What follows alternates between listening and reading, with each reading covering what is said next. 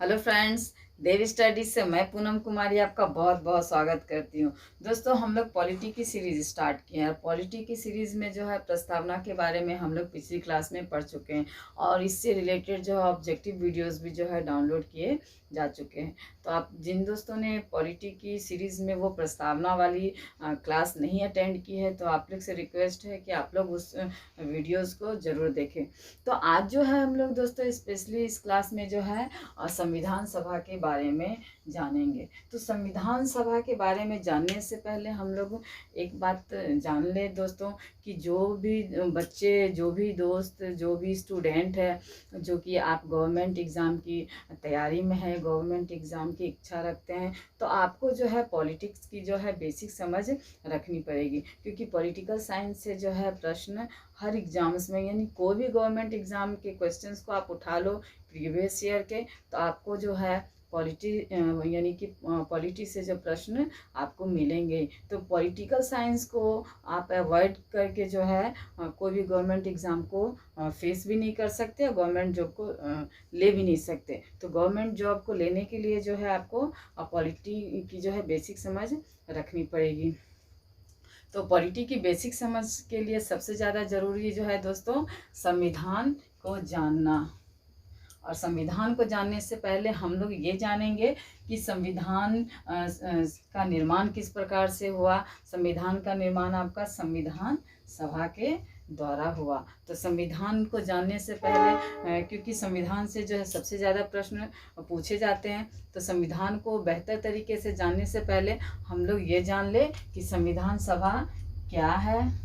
और क्योंकि इस संविधान सभा के द्वारा ही जो है संविधान का हमारा निर्माण किया गया। तो पहले हम लोग संविधान सभा को जानेंगे, उसके बाद जो है संविधान को अगली क्लास में जो है हम लोग जानने का प्रयास करेंगे। तो ये संविधान सभा के द्वारा दोस्तों जो है संविधान का यानी कि हमारे जो संविधान का निर्माण इस संविधान सभा के द्वारा ही किया गया। तो दोस्तों, आखिर संविधान सभा की क्या नीतियाँ थी, क्या कार्य प्रणालियाँ थी जिनके कारण जो है हमारा संविधान का निर्माण हुआ, जो कि आपका हमारा भारत जो है दोस्तों विश्व का सबसे बड़ा लोकतंत्र है। तो भारत हमारा जो है विश्व का सबसे बड़ा लोकतंत्र है और आबादी की अगर हम लोग बात करें तो जो है दूसरा स्थान है, यानी दूसरी सबसे बड़ी आबादी वाले देश के हम निवासी हैं। हमारा भारत जो है दुनिया का दूसरी आबादी वाला देश है। और क्षेत्रफल के अगर क्षेत्रफल की बात करें हम लोग तो 7वां स्थान है हमारा क्षेत्रफल में। तो आखिर इस संविधान सभा के द्वारा ही जो है हमारा संविधान का चूँकि निर्माण किया गया, तो आखिर हमारे संविधान का जो निर्माण है, जो कि यानी कि जो इतना बड़ा भारत जो है दुनिया का सबसे बड़ा लोकतंत्र है, दूसरा आबादी वाला देश है और क्षेत्रफल के हिसाब से जो है 7वां यह स्थान रखता है। तो ऐसी क्या संवैधानिक निर्माण है, यानी संविधान हमारा किस प्रकार से निर्माण किया गया कि जो भारत का इतना बड़ा लोकतंत्र, यानी दुनिया का सबसे बड़ा लोकतंत्र, दुनिया का सेकंड आबादी और क्षेत्रफल में 7वां स्थान रखने वाला जो देश है, ये इतना स्मूथली, यानी हमारा सिस्टम जो है इतनी आसानी से जो है रन कर रहा है, हमारा सिस्टम चल रहा है। आप हम जो है इतने बड़े लोकतंत्र का जो है हिस्सा बने हुए हैं और हम लोग जो है चैन अमन शांति के से जी रहे हैं इतने बड़े लोकतंत्र का हिस्सा बन करके। तो ये जितनी भी चीज़ें हैं, जितना भी जो हमारा सिस्टम रन कर रहा है, वह सिर्फ इसलिए कि हमारे पास एक लिखित संविधान है, यानी हमारा संविधान जो है लिखित संविधान है। इस लिखित संविधान के आधार पर ही जो इतना बड़ा सिस्टम जो है रन कर रहा है, यानी सरकारें जो है उनके पास उनके शासन प्रशासन को चलाने के लिए एक आधार है जो लिखित संविधान के रूप में जो हमारे पास धरोहर के रूप में मौजूद है। यानी कुल मिलाकर जो है इतना बड़ा लोकतंत्र जो है भारत होते हुए भी जो है बिना अराजकता की स्थिति का सामना किए हुए, क्योंकि हम लोग जान रहे हैं दोस्तों कि भारत जो है विविधताओं का देश है। यहाँ अलग अलग धर्मों के लोग रहते हैं, अलग अलग जाति, जो आपका रहन सहन, खान पान, यानी भौगोलिक विविधता से लेकर के हर चीज़ में जो है यहाँ विविधता देखी जाती है। यानी एकता में अनेकता, एकता में अनेकता लिए हुए ये भारत जो है इतना बड़ा सिस्टम जो है भारत का वो रन कर रहा है। तो वो सिर्फ और सिर्फ हमारा जो संविधान है उसके वजह से, जो लिखित संविधान हमारे संविधान निर्माताओं ने हमें धरोहर के रूप में दिया है, उस संविधान के वजह से ही जो इतना बड़ा लोकतंत्र, इतना बड़ा जो है आपका क्षेत्रफल में 7वां और जनसंख्या में दूसरा स्थान रखने वाला भारत जो है, इतना बड़ा लोकतंत्र होते हुए जो है इसका सिस्टम अच्छे से रन कर रहा है, अच्छे तरह से चल रहा है। तो ये संविधान जो हमारा लिखित संविधान है या संविधान सभा की ही देन है। यानी संविधान सभा के ही द्वारा जो है इस संविधान का, यानी इतने बड़े विस्तृत संविधान का आपका निर्माण किया गया। तो आइए हम लोग संविधान सभा के बारे में ही आज सबसे पहले जानने का प्रयास करते हैं। तो दोस्तों 1946 में जो है भारत में कैबिनेट मिशन योजना आई थी। तो ये कैबिनेट मिशन योजना जो कि 1946 में आई थी, तो यह जो है ब्रिटिश क्राउन के द्वारा जो है भेजा गया था भारत में, मूल रूप से जो भारतीयों को संविधान सभा के गठन में यानी उनके निर्माण में मदद के लिए। तो आखिर क्यों 1946 में जो है ब्रिटिश क्राउन को भारत पर दया आई, क्यों जो है संविधान सभा के निर्माण के लिए जो है कैबिनेट मिशन योजना भेजा गया। तो इसके पीछे अगर वर्ल्ड हिस्ट्री को जानोगे दोस्तों, तो इसके पीछे बहुत बड़ा एक रीज़न है, क्योंकि 1945 में आपका द्वितीय वर्ल्ड वॉर, जिसे हम द्वितीय विश्व युद्ध के नाम से जानते हैं, तो ये समाप्त हुआ था।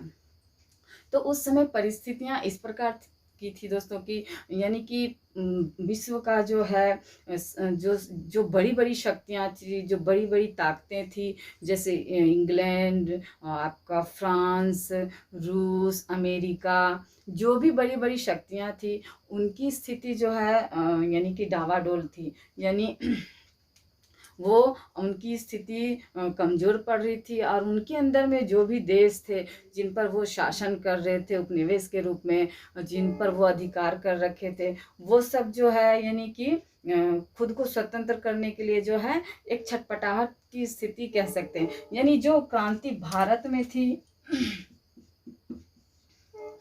उस टाइम में, जो क्रांति भारत में थी, तो सिर्फ ये स्थिति भारत की ही नहीं थी, बल्कि ये पूरे वर्ल्ड में जो है उस समय ऐसी ही स्थिति थी। जो उपनिवेश थे वो, यानी कि जो शक्तिशाली राष्ट्रों के अधीन जो छोटे छोटे राष्ट्र थे, देश थे, वो सब जो है अपनी स्वतंत्रता के लिए प्रयास कर रहे थे। और ठीक उसी समय भारत में भी यही स्थिति थी, भारत में भी क्रांति चल रही थी।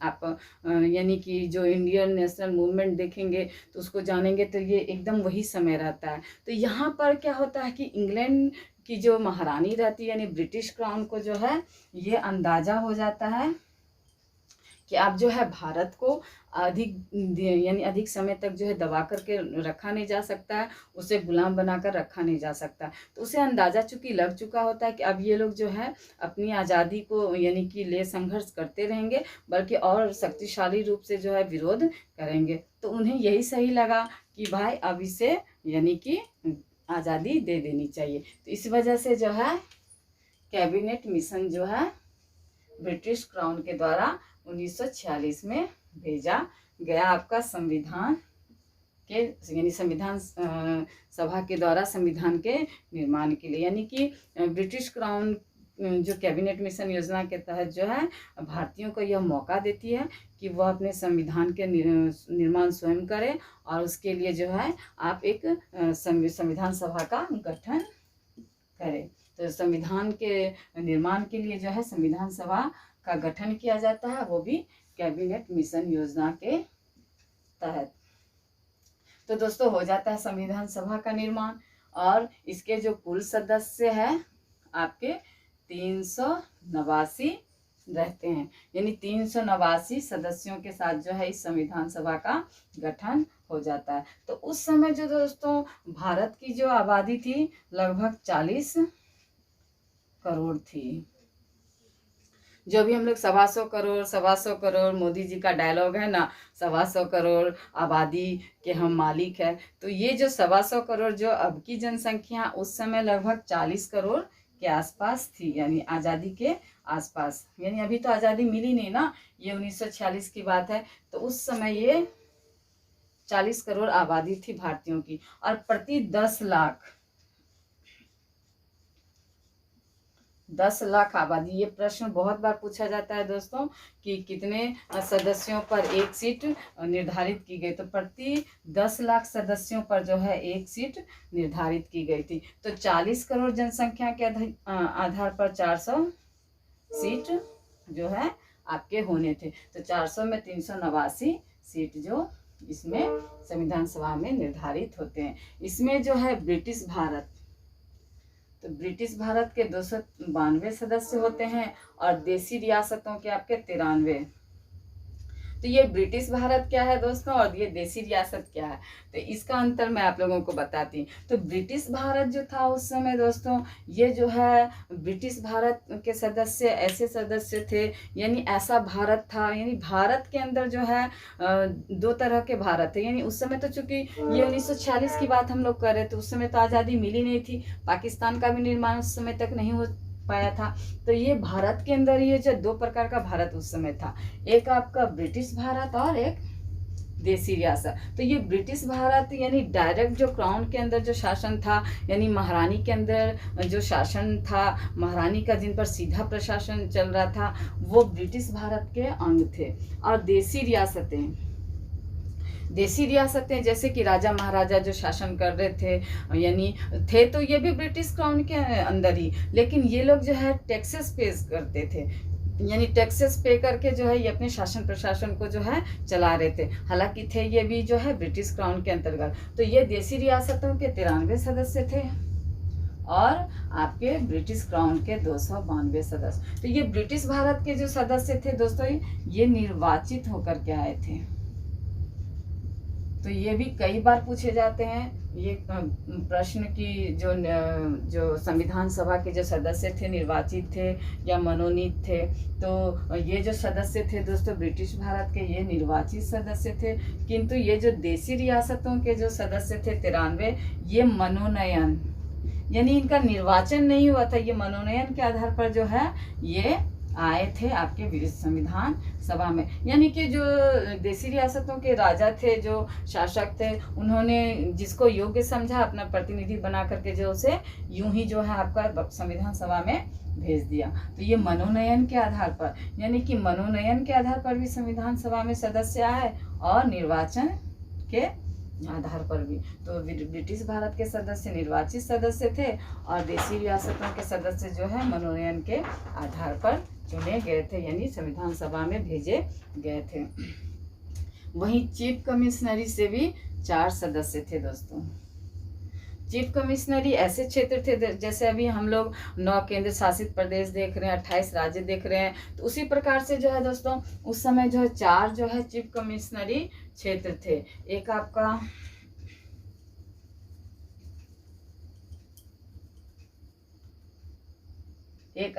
अजमेर, एक बलूचिस्तान जो अभी आपका पाकिस्तान में है। उस समय चूंकि ये भारत का हिस्सा था, क्योंकि अभी पाकिस्तान का तो बंटवारा, यानी भारत का बंटवारा होकर के पाकिस्तान में अलग हुआ नहीं है। एक अजमेर, बलूचिस्तान, अजमेर और एक कुर्ग जो कि अभी कर्नाटक में है, और एक आपका दिल्ली। तो ये 4 जो क्षेत्र थे दोस्तों, ये आपका चीफ कमिश्नरी के क्षेत्र थे। तो चीफ कमिश्नरी के 4 सदस्य आए, देसी रियासतों के 93 सदस्य आए और ब्रिटिश भारत के जो है 292 सदस्य आए, यानी कुल मिलाकर का इसका टोटल हो गया आपका 389 सदस्य।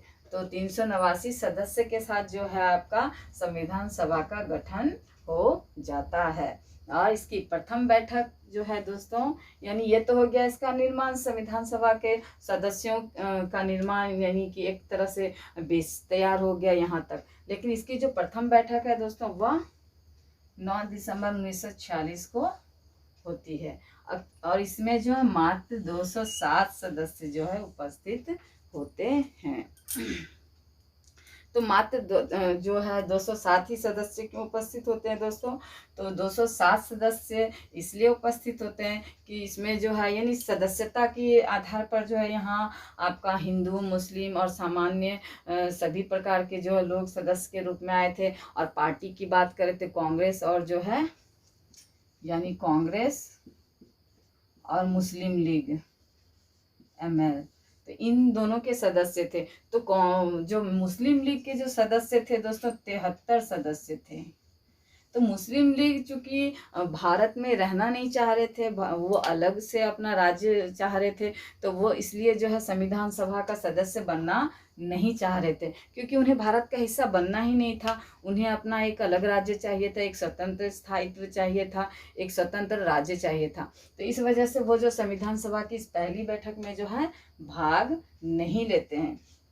और आपका जो यानी देसी रियासत के जो ये 93 सदस्य हैं, ये भी इसमें भाग नहीं लेते, क्योंकि देसी रियासत के जो सदस्य थे वो उस समय असमंजस की स्थिति में थे, एक तरह से कहिए डिलेमा में थे वो लोग। उन लोगों को ये समझ में नहीं आ रहा था कि हम भारत का हिस्सा बने या फिर स्वतंत्र शासन, जिस प्रकार से अभी हम लोग शासन कर रहे हैं इंडिविजुअली, उसी तरह से शासन करते रहे, या भारत का हिस्सा बने। इस असमंजस की स्थिति में थे वो लोग निर्णय नहीं ले पा रहे थे कि एक्चुअली उनको करना क्या है।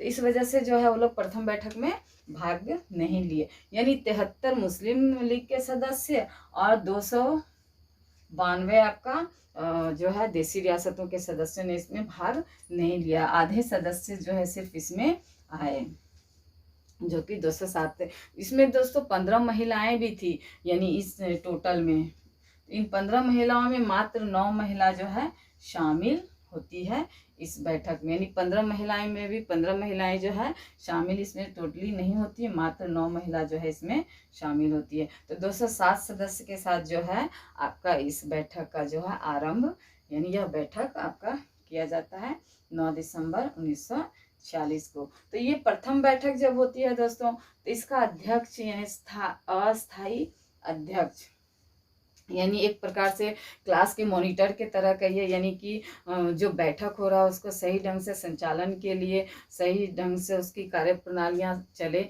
इसके लिए जो है मॉनिटर के रूप में, अध्यक्ष के रूप में जो है डॉक्टर सच्चिदानंद सिन्हा को चुना जाता है। क्योंकि यह सबसे उम्रदराज व्यक्ति रहते हैं उस बैठक में, तो इसकी वजह से जो है इन्हें अस्थायी अध्यक्ष के रूप में, यानी एक तरह से कार्यवाहक अध्यक्ष के रूप में इन्हें चुन लिया जाता है। ये दोस्तों निर्वाचित नहीं होते हैं।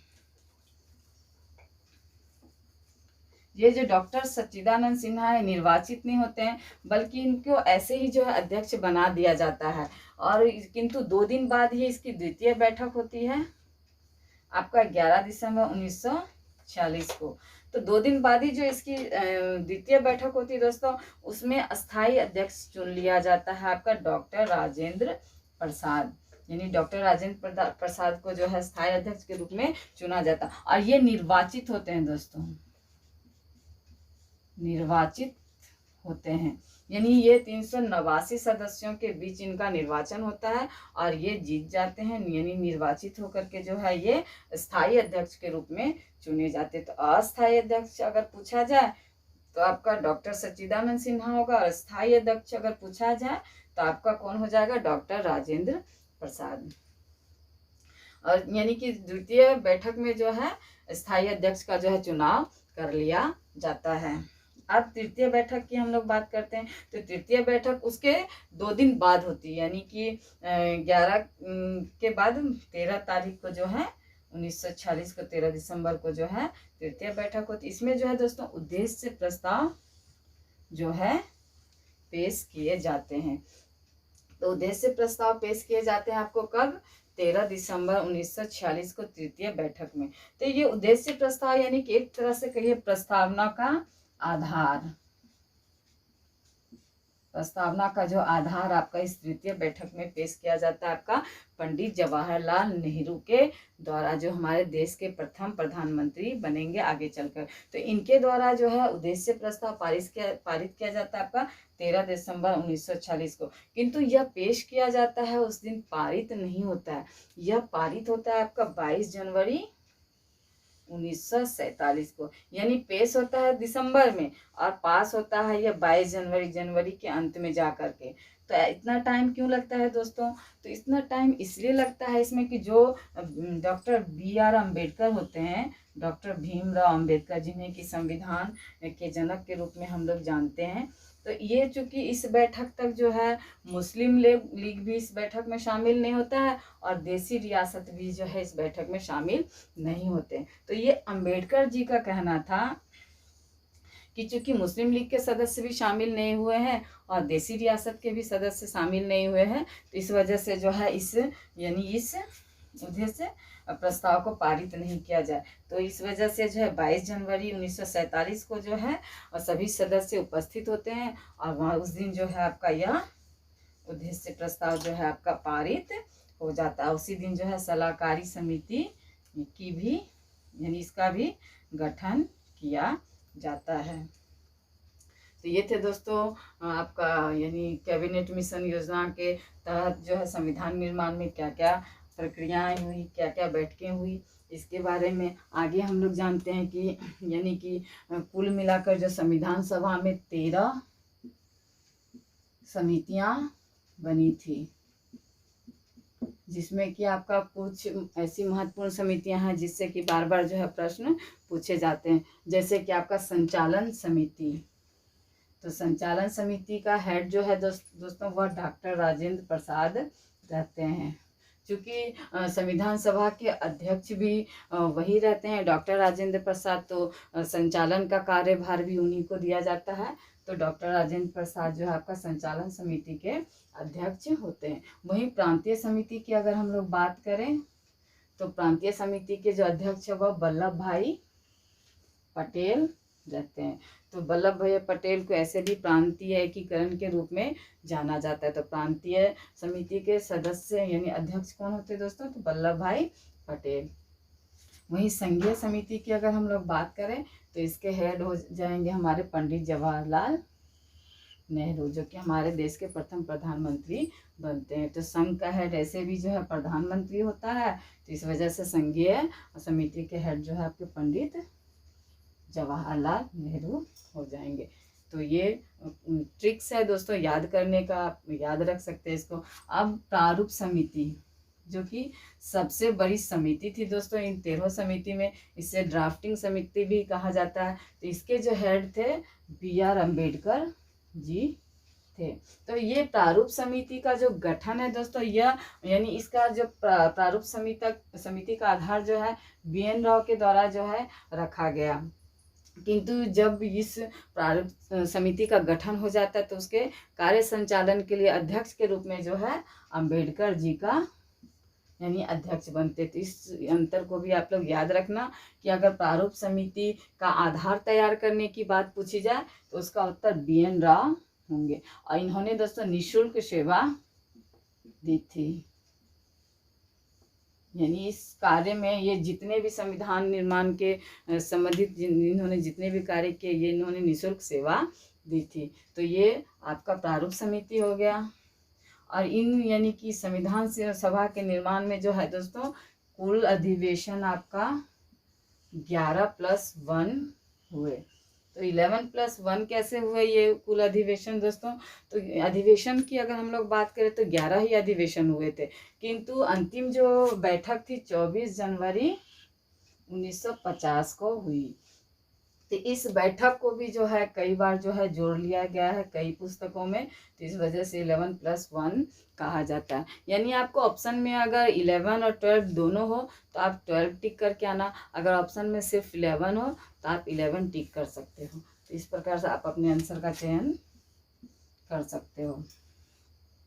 तो यानी कुल 11+12 यानी 11+1 यानी 12 अधिवेशन के तहत जो है संविधान सभा का जो है गठन किया गया, यानी इसके कार्य जो है समाप्त किए गए। उसके बाद 26 नवंबर 1949 को जो है 284 लोगों के हस्ताक्षर के साथ जो है आपका ये अंगीकृत संविधान किया गया। तो ये 26 नवंबर प्रस्तावना में भी ये डेट को आप लोग देख सकते हो दोस्तों। प्रस्तावना से संबंधित वीडियो मैंने अपलोड कर दिया है। तो 26 नवंबर 1949 को जो है हमारा जो संविधान अंगीकृत किया गया था 284 लोगों के हस्ताक्षर के साथ। और हालांकि उपस्थित थे इसमें 394 सदस्य, किंतु हस्ताक्षर जो है मात्र 284 लोगों ने किए, यानी बाकी लोगों ने जो हस्ताक्षर करने को यानी अवॉइड किया, उससे जो है यानी करना जरूरी नहीं समझा, उससे बचने का प्रयास किया।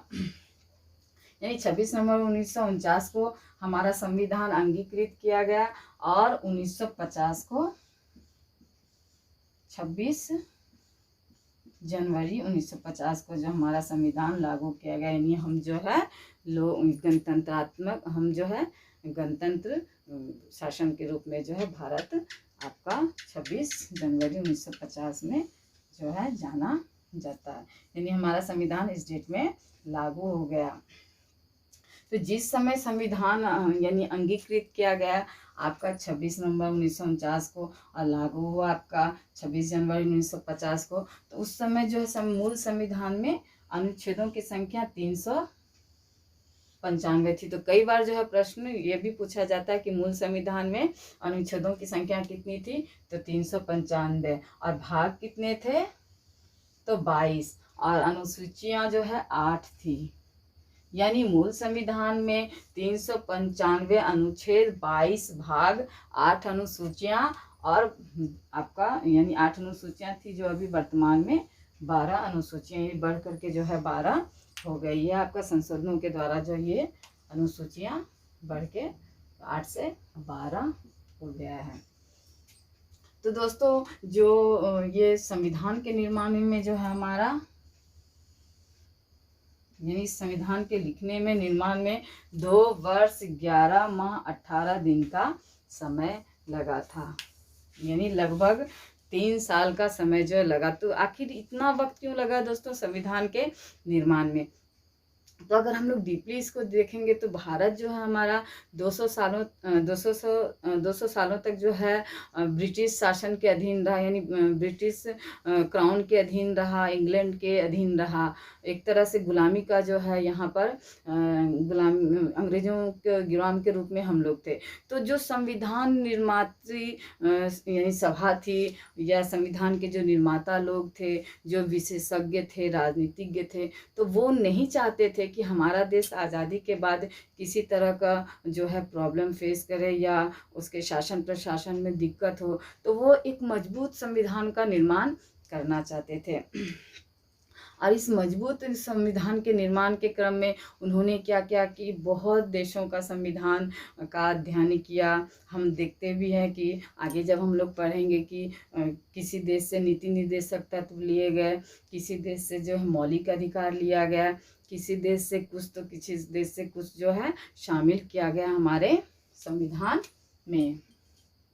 तो ये सब शामिल करने के लिए जो है कई देशों के संविधानों का अध्ययन किया गया, कई बैठकें हुई, उसके आधार पर जो है ये एक मजबूत संविधान के निर्माण का प्रयास किया गया, ताकि आगे जो है किसी प्रकार की जो है अराजकता की स्थिति नहीं बने। और देख लीजिए हमारा जो देश है दुनिया का सबसे बड़ा लोकतंत्र है, क्षेत्रफल के हिसाब से 7वां स्थान है और जनसंख्या के आधार पर दूसरा स्थान है। फिर भी जो यहाँ जो है सिस्टम अच्छी तरह से रन कर रहा है, किसी प्रकार से जो अराजकता की स्थिति नहीं है। छोटी मोटी बातों को छोड़ करके जो है स्मूथली जो है आपका देश चल रहा है। यानी दुनिया का सबसे बड़ा लोकतंत्र का जो है संविधान इसलिए बनने में जो है इतना वक्त लगा, आपका 2 वर्ष 11 माह और 18 दिन का।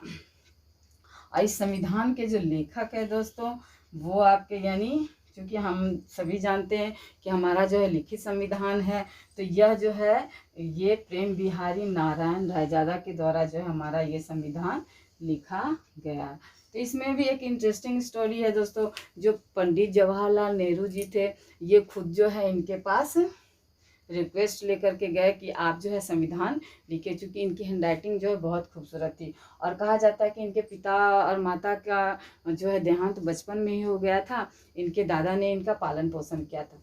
तो इन्होंने संविधान लिखने के लिए जैसे ही पंडित जवाहरलाल नेहरू इनसे रिक्वेस्ट करते हैं तो ये मान जाते हैं, किंतु एक शर्त रखते हैं कि जो यानी मैं निःशुल्क लिखूंगा, इनका कहना था कि मैं निःशुल्क संविधान लिखूंगा, किंतु मेरी एक शर्त है कि हर पन्ने पर जो है मेरा नाम नीचे अंकित किया जाए और अंतिम पेज में मेरे और मेरे दादाजी का जो है हस्ताक्षर होना चाहिए। तो नेहरू जी बिल्कुल मान जाते हैं, ऐसे भी जो लिखेगा तो उसका नाम तो नीचे होना ही चाहिए। तो नेहरू जी जो आसानी से मान जाते हैं। इस प्रकार जो है ये प्रेम बिहारी नारायण रायजादा के द्वारा जो है ये संविधान लिखा जाता है। और नंदलाल बोस जो है दोस्तों, इनका नाम भी इस संविधान लेखन में है, क्योंकि जब संविधान जो हमारा लिखा गया है इसका जो प्रत्येक पन्ना है इस प्रकार से है।